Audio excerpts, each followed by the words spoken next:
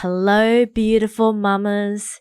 As a working mom, sometimes I can really feel scattered, unorganized, or simply just rushing from one thing to another and all over the place.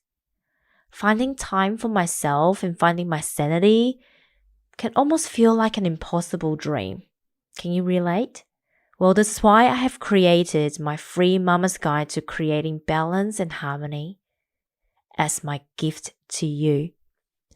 This guide contains my top 10 tips to creating balance and harmony in your life, as well as 3 beautiful trackers to help you get onto your journey in a fun and simple way. I have found by incorporating daily self-care routines and practices in my life for as little as 5 minutes a day, I am feeling more grounded, centered, and calm. By me tapping into my best version through these practices, I am also a better mom, a better partner, and a better colleague. Well, really, just a better human being in all the ways. So, if this sounds like something that you would like to explore, click on the link in the show notes below and download your free guide today.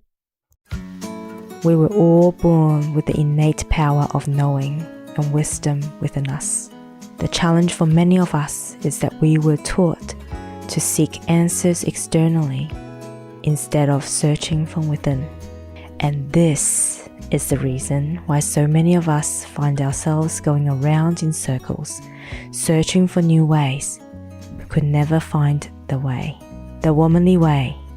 It's not the way. It's not my way. But it is a pathway to support all of us returning back to self, reconnect with our inner wisdom through loving ourselves, knowing ourselves, and reconnecting with ourselves. Tell me and be honest. Tell me should I've known. So we can start to find our own way as modern day women. Are you interested? Well, sit back, relax, and welcome to this amazing journey.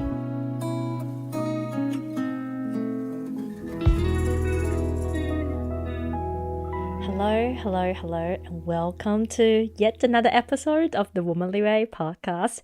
I am super excited today because today I'm sharing something that has, I'm going to say, changed my life completely, even though it only happened very recently. And I truly believe if more of us can do the same, it's going to create so much more freedom and inner peace for all of us. And I think now is the time that we really needed this. Of course, I truly believe in any special moment, it just deserves a card pull. So with this energy, I actually pulled a card for today's show, which is, I'm going to talk about the art of staying in your own lane. And it's something that has took me so long to realize. But once I have realized it, it's so freeing and invigorating. And like I said, it just literally freed up so much of my space. So I pulled this card out of my current favorite, the Wild Kuan Yin Oracle from Elena Fairchild. I've actually had a couple of her card decks at home and I just absolutely love her work. So number 8, the Snow Shepherdess is what I pulled out. It's a beautiful card. If you want to see the card and see all of the guidance note, feel free to go onto my Instagram. That's where you'll see all the information about this card and more on today's episode. So the heading reads, number 8, the Snow Shepherdess. I come to you with news of unexpected life, something that seemed once impossible without energy or hope of success is coming to life. Not only is this an unexpected happening, but it will be taking place when you think it's least likely. I come with the decree that life shall have its way. No matter what circumstances appear to dictate, and in the midst of great loss, scarcity, or denial of life, a blessing of abundance, fertility, and new beginning will be given. Now, I must say, when I first read this, I'm like, did I pull the wrong card? And then I read a little bit further. Out of apparent emptiness, something surprising and beautiful is going to happen.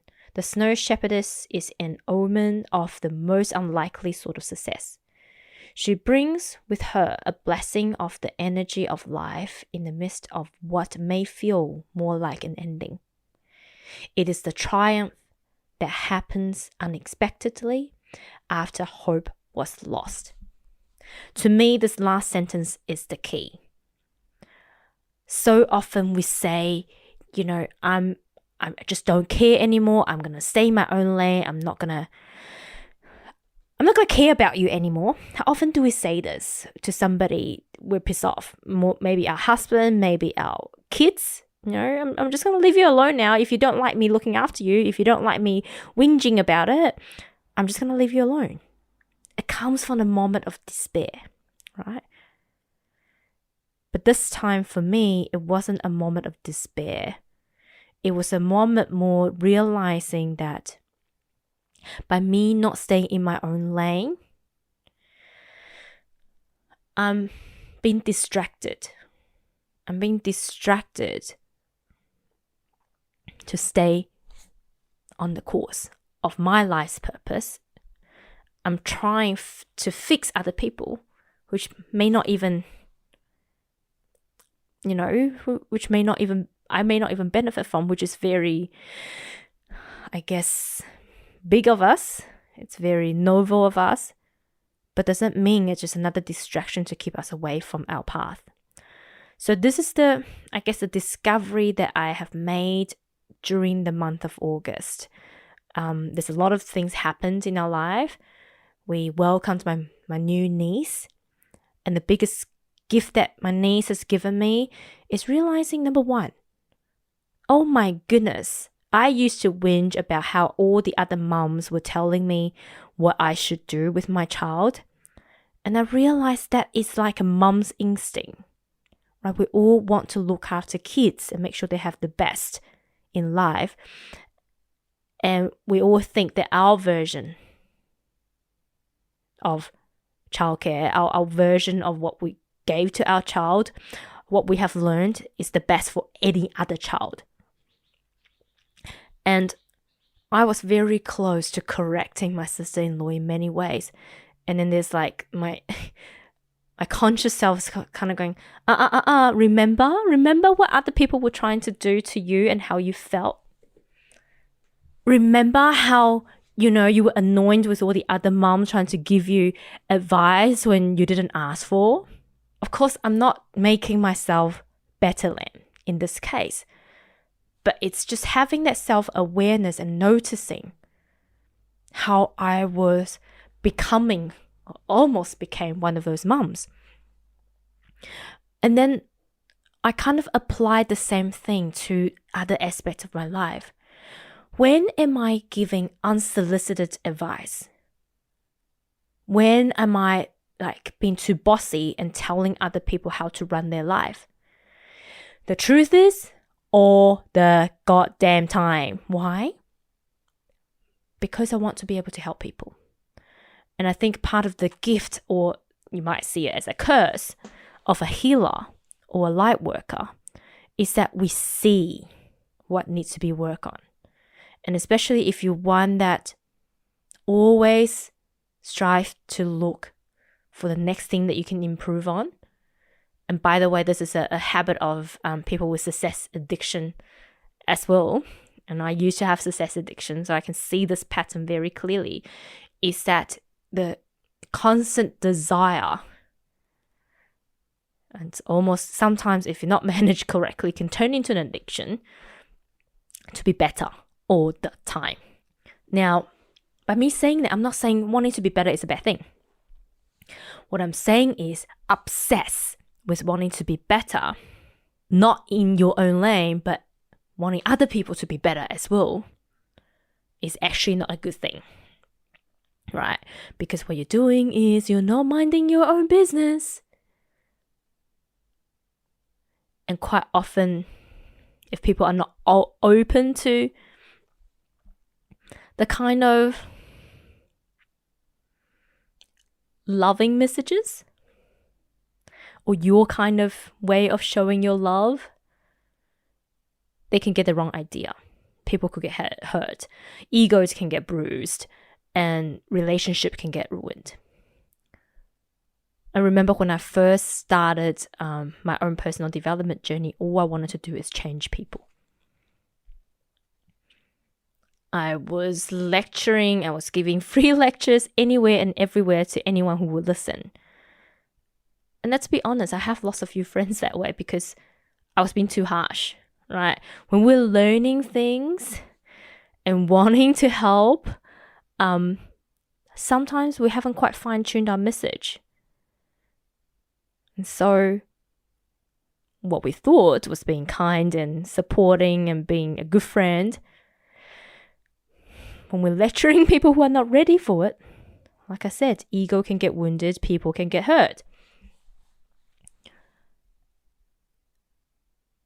I slowly got out of that habit, but there's still a part of me that wanting the world to be a better place. So who do I do it on? People that are closest to me, right? Families, my life partner Scott gets a lot from me. And if I have to be truthfully 100% honest and open, I have got a very high standard for myself. And sometimes I forget that standard should really be for myself. It's not my job, it's not my responsibility to apply that same standard to anyone else. And that's what I really mean by staying in your own lane when it comes to life. As healers, as light workers, as people who genuinely enjoys growth and wanted to grow, often we want to see people around us succeed too. We get too excited about what we do and we just want to share it with the world. We're often most strict and most critical of ourselves, and then under that would be our kids, and then under that would be our family and friends. And it is through my experience with my niece I realized, oh my God, there's still a little part of that programming exists in me. Even though I no longer lecture my friends and random people on the street, I still have a very high expectation of some of the people in my life, especially towards Scott. And I was starting to show signs of dipping my toes into my sister-in-law's life. So I asked myself, what do I do? And what kick do I get out of this? Because every action that we do, subconsciously, we're actually getting a kick out of it, whether generally it's for our ego. And our ego really just wanted to feel safe and secure, right? And this was the message that came to me. That so often we desire to make other people's lives better, aka change people, in the name of making them better. But really, if we look deep enough and really truly be honest with ourselves, it's really that we want to change them so we feel safe and secure.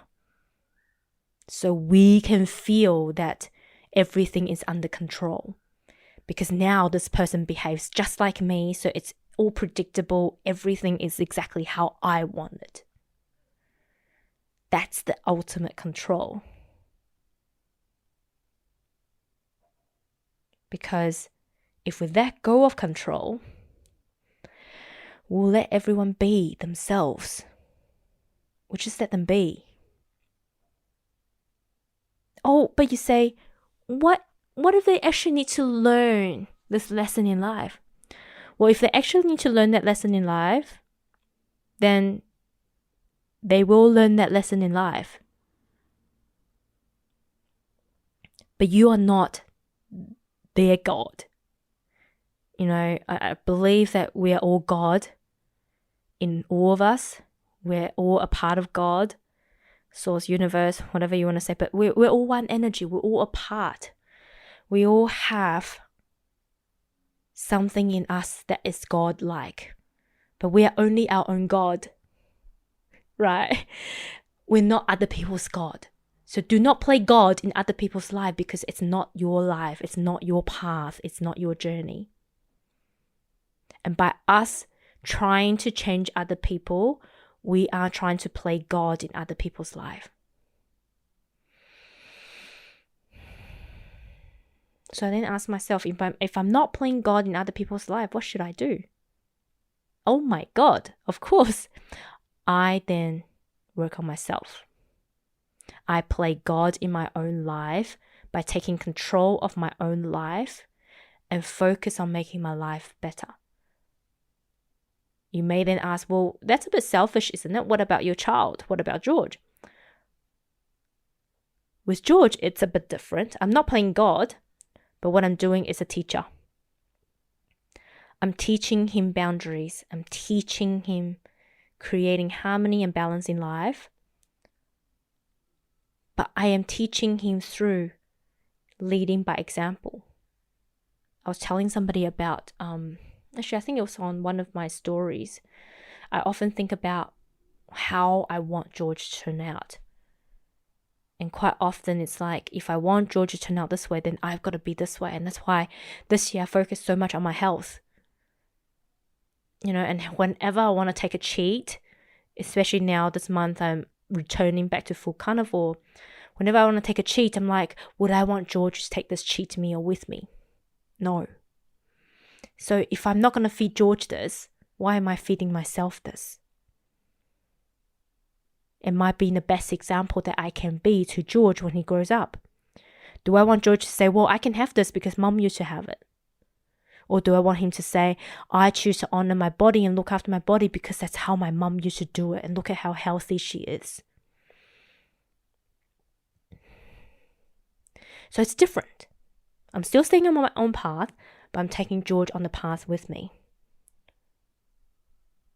If you have somebody in your life that desires to walk on the same path with you, that's great. They can walk on the same path with you, again, on their own terms. But quite often in life, people, especially if you're on this growth journey, if you're on your spiritual path, what you'll find is there will be people in your life that's not ready to walk on the same path with you. Leave them alone. Stay in your own lane. And what I have realized, I made this decision probably about almost a month ago now. I'll say about 3 weeks ago. And it's so freeing because there's no longer right or wrong. It's just me being me, doing the best that I can. What I really feel like is I'm so much more centered and grounded. And I have so much more energy and time to focus on where am I taking me to the next level. And I can literally feel space. And this is probably, if you're more into energy, you understand. I feel so much more space between my solar plex and my heart chakra now. Because I'm grounded in myself. I'm not distracted. And my heart is like, I'm at peace now. I'm at peace. I'm not in fight or flight anymore. I'm not worried about other people because I'm just staying on my own path.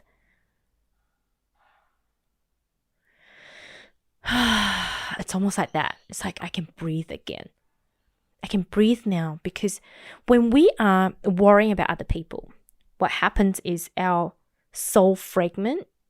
Just imagine like your soul is like a plate and your soul fragment are like, if a plate is broken, it gets separated into different pieces. But not only is separated into different pieces, they're far apart. So every person that you're worried about owns a part of your plate. So your plate can no longer put a full portion of food on your plate. Right? So it feels like everything is overwhelming because they're going to spill over the edge. And imagine if you have a tiny little piece of the plate. You cannot even put your meal on it. So everything feels stressful. Everything feels overwhelming. Everything feels like a stress attack that's just ready to flow out, like a tsunami that's ready to happen. Now we put the plates back together. I'm walking on my own path, walking in my own lane, got my plate together. I can actually have a meal in peace without worrying about where all the other pieces are. I can actually have my steak without worrying about other people are going to take a piece of it. Or it's not going to sit there. The steak juice is going to spill everywhere. As soon as I cut it, I'm going to cut on the table. Oh my God, what a mess. And that is truly how it feels like. I have so much more focus and clarity. I can do me again.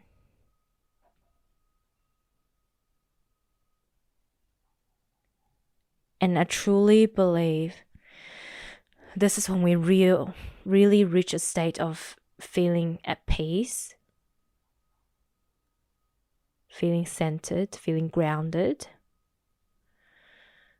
and not feel like we're being pulled all over the place.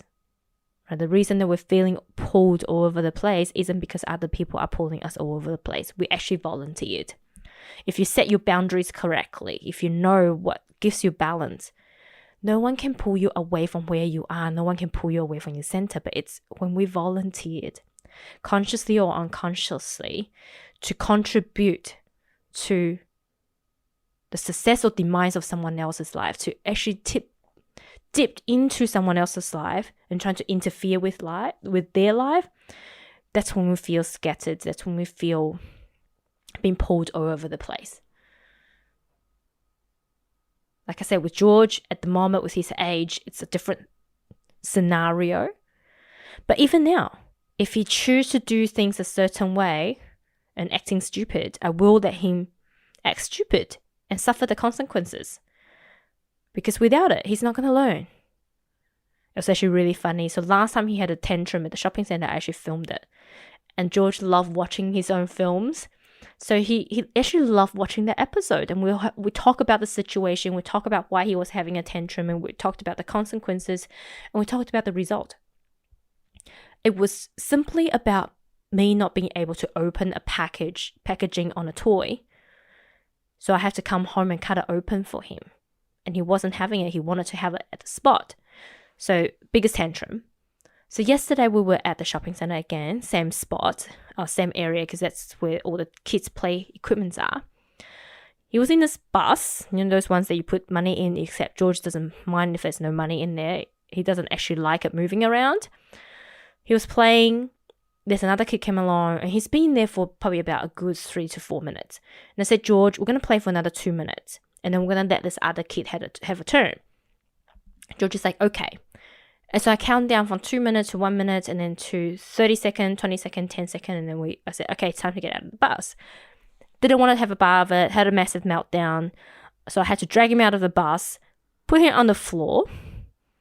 And he was just having a biggest meltdown on the floor. I left him. I watched him.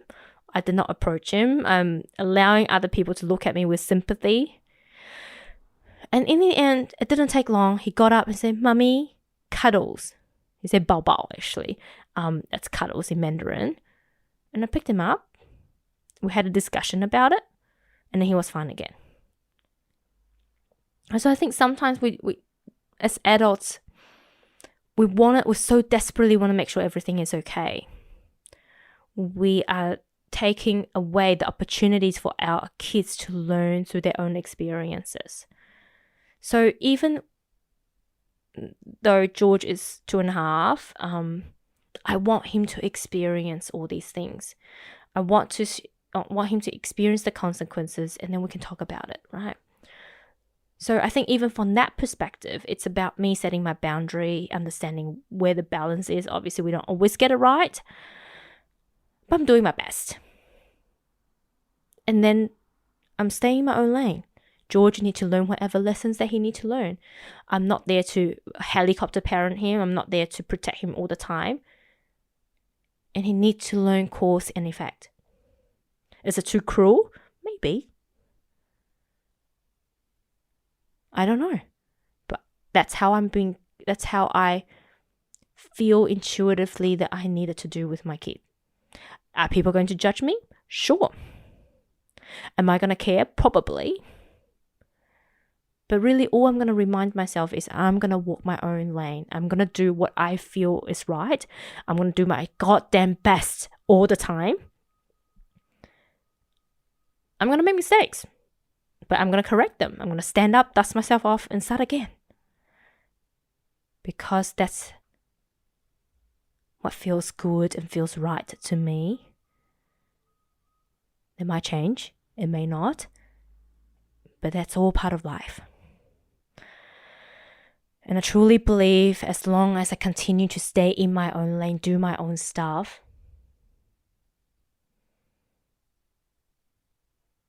the ripple effect will happen. Right? And this is what I truly believe about personal development, about spiritual journey, about growth, is that we'll continue to grow. And it is our job to continue to grow. The people around us will either join us, grow with us, or they'll drop off. It's as easy as that. As cruel as that. As mean as that. As difficult as that. But that's just a part of the circle of life. And that's why I love this phrase that I heard years ago from one of my mentors so much. People come into our life either for a reason, a season, or a lifetime. When you can look at life like this, it's just so much easier. I think us as human beings, we have a tendency to overcomplicate life as it is. And I absolutely, this is when I tap into a lot of the Buddhist education a bit more around life and around people. Life really is just about being. Non-attachment is really about knowing that things will come and go. And it is our job to hold every person, every experience, every moment, like how we hold a butterfly. This is a quote from Matthew Hussey about relationship, and I think it really applies to life. How do you hold a butterfly? You don't hold on it tight because you're going to squish the butterfly. You don't protect it like there's no tomorrow, because again, it's going to suffocate. But you also don't open your hand fully because it's going to fly away. What do? You create a shelter for the butterfly, shelter away from the strong sun, from strong wind, and it will stay because it feels safe. I think same thing with every aspect of life.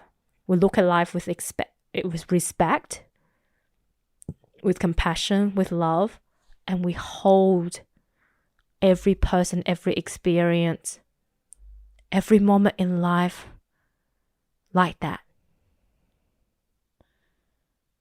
We don't turn away from it. We don't overprotect it. Everything just is. It will happen when it needed to happen, at the right place, at the right time. Every experience, good, bad, or ugly. Every person, good, bad, or ugly. Every relationship, good, bad, or ugly. And when we can look at life like that, there's so much less stress, so much less anxiety, and just so much freedom and peace. And that's how I'm feeling about this whole art of staying on your own lane. It's selfish. It's actually benefiting me than anyone else. And it's making me a better person.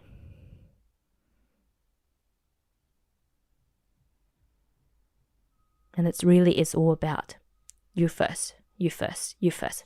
me first, me first, me first. Looking after ourselves first. Essentially, just another way of filling up your own tank. So I hope you guys enjoy my sermon today. That's a lot of realizations in a lot of quiet times, a lot of self-reflection throughout the month of August for me. Really only popped in the last week or so. So I hope you guys enjoyed it. I hope you guys are seeing a different perspective. I feel great now that I come to this realization. And I hope with this knowledge, with this newfound knowledge, you can feel the same. I hope you enjoy this week's episode. I love you all so, so much. And I will see you next time. Bye.